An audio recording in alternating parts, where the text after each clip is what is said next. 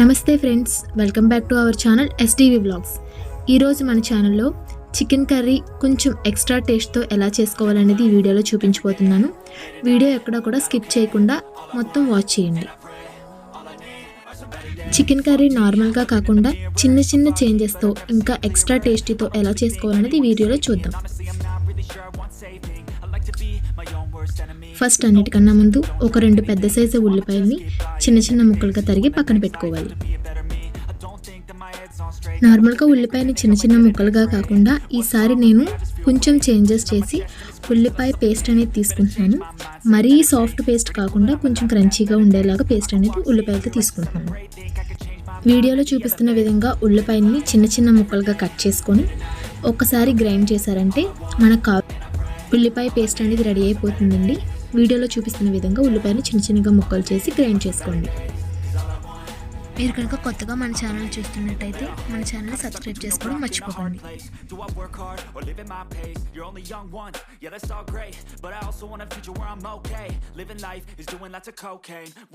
పెద్ద సైజు పచ్చిమిరకాయలు 3 అయితే సరిపోతాయండి. లేదు మీరు కొంచెం కారం ఎక్కువ తింటారనుకుంటే ఒక 5 వరకు వేసుకోవచ్చు.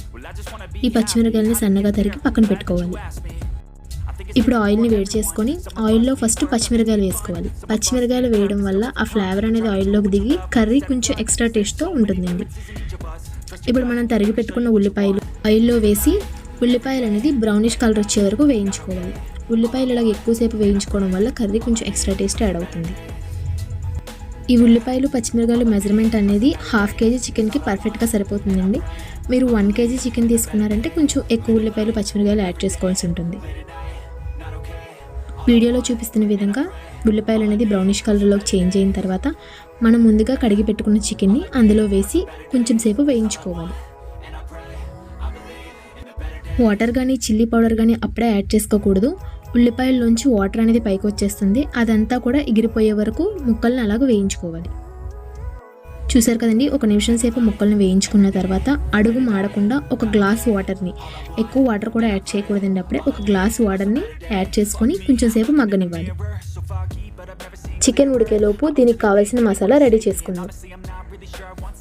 2 దాల్చిన చెక్క, 1 యాలక్కాయ, కొన్ని వెల్లుల్లిపాయలు, కొంచెం ధనియాలు, అల్లం, 4 లవంగ మొగ్గలు, కొంచెం జీలకర్ర, ఇవన్నీ కూడా మిక్సీలో వేసి ఒకసారి గ్రైండ్ చేసుకొని పక్కన పెట్టుకోవాలి. ఇప్పుడు మన చికెన్ ఉడికిపోయి ఉంటుందండి. దానిలోకి కారం, ఉప్పు, పసుపు యాడ్ చేసుకుందాం. ఒక 4 టేబుల్ స్పూన్ల కారం, 2 టేబుల్ స్పూన్ల ఉప్పు, చిటికెడు పసుపు వేసి అవన్నీ కూడా ముక్కలకు పట్టే విధంగా కొంచెం కలుపుకొని మూత పెట్టుకోవాలి.